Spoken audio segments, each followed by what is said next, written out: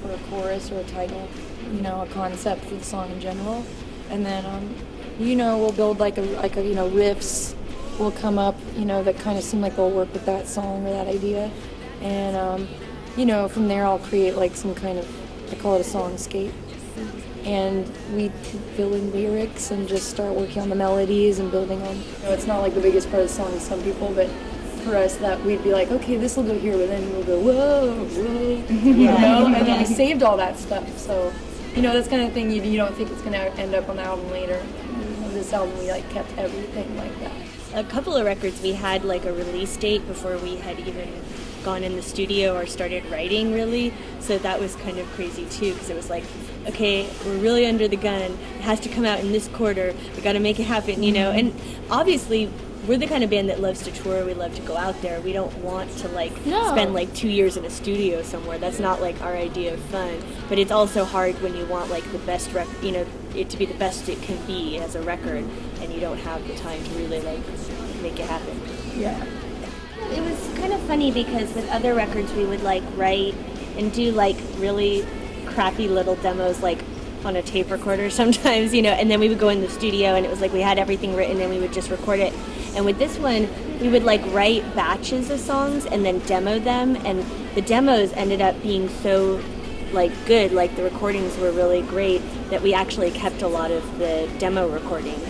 And so we would like write and then demo and then write and then demo, just batches of songs.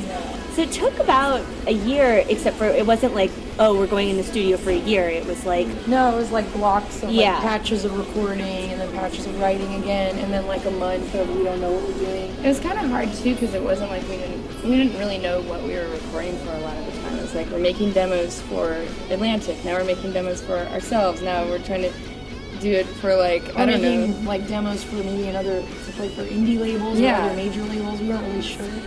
So we call them like super demos, and it's like this weird, like these are their demos, but they're super demos because when you make like a real demo and you play it for someone behind a desk, they're like, if it's not like perfectly produced with like all the backing vocals, they're like, ah! They don't know what they're hearing. Like people cannot use their imagination, so you really can't give like someone in an office a real demo. You have to give them something that's almost finished. We've never wanted to work with any songwriters, and that was like something Atlantic wanted us to like experiment with.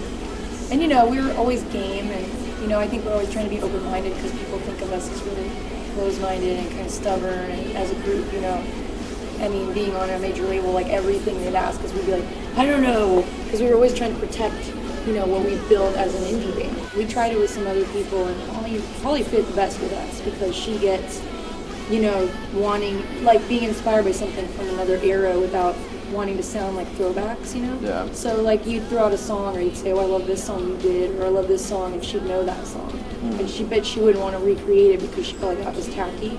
Whereas a lot of songwriters will just be like, oh, I can give you that again, or you know what I mean, or they just want you to do their song that they've already written. And a lot of songwriters are men, and it was really nice working with a woman, and she's got like 2 kids, and they're cute. And I made them arugula, and they gave us Valentine's. So like a lot of times, like when you're, we're females in a band, and there's such a negative connotation of like Svengalis and stuff, where it's like, oh, if we say, oh yeah, we worked with a songwriter, people are like, oh yeah, right, you didn't write anything, and they told you what to play, and they wrote it all. Oh yeah. And I think it's too bad. That's like our whole career. Yeah, I think people going, oh, so and so did this for them, and so did that. It's like people are always looking for a reason besides us. Yeah. You know what I mean? Something behind the Something curtain. behind it. Always puppets. It can't be that we thought of that idea or that we played that part or whatever. And it's too bad because it's like a lot of guy bands will write, with like, if you hear Aerosmith. about Aerosmith or whoever, With like Diane Warren. getting together and stuff. It's like, oh cool, they're like jamming and they're like, broadening their horizons and stuff. And I mean, so it's like it's really hard because I'm really glad that we actually took the step to try it and stuff with this record because I think we got some great songs out of it. Yeah. But I think it's too bad that like we've had to like really like put it out there. No, we actually did co-write it. You know what I mean? Because it's like people just assume Well, yeah. with being girls it's too bad.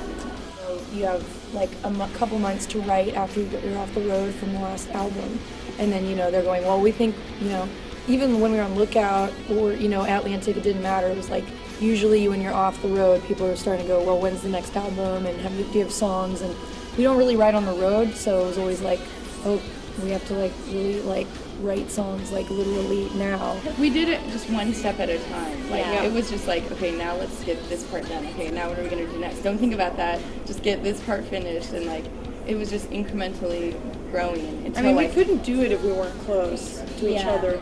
We've been really lucky touring. I feel like that's kind of our like forte. Like, you know, we love writing and recording, but playing live is like really where I think people kind of get to know us and really get to understand what our band's about. It's definitely true that like whenever people have seen us live that like didn't really get it before, you can like see it in their face. Like when they go, wow, you guys were great. Like you can tell people weren't expecting that. So I feel like it is all about making the album, and everything is about getting people to the show. In a way, it's all a ploy to get people to come to the concert.